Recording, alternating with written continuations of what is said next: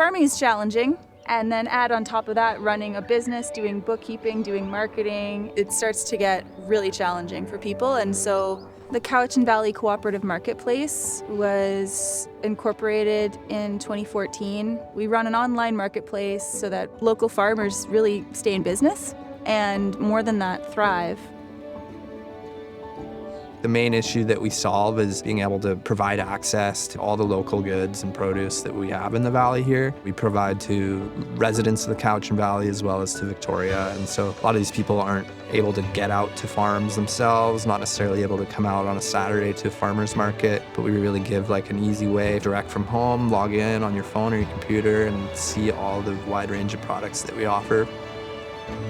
As a small-scale farmer, it's a huge advantage because you don't actually go to a farmer's market. Everything's online, so people are able to pick and choose, not just from our farm and the site here, but also from all the local farms. It's very convenient for customers, but it's convenient for local farmers as well because they can put their order together over a week and they don't have to spend all day at a farmer's market. They can simply drop off at one location, and it's a great way to sell product and get it out into the community.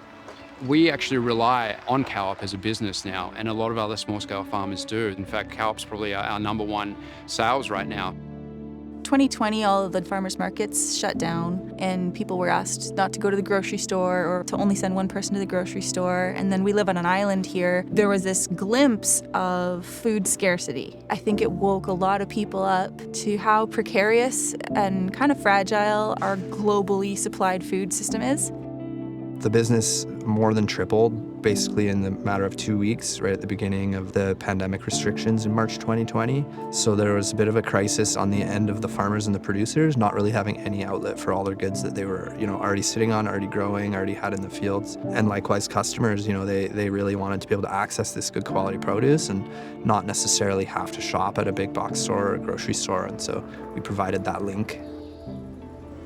Kyle and Laura are just a great team to work with. They're holding up that fortress there for us. It's one more way of being able to sell our produce. The administration of the co-op is a cost that has to come covered from somewhere. So if we don't get any funding to support that investment, then the farmers have to take more out of their pockets, and we're already stretched. It means that the price of produce has to come up. And in a market where we're already trying to keep the price of food to a certain level so that people can eat, we see the price of inflation going up, the price of lodging. I think having a constant supply of local food and making sure you secure where your food comes from is going to be very important.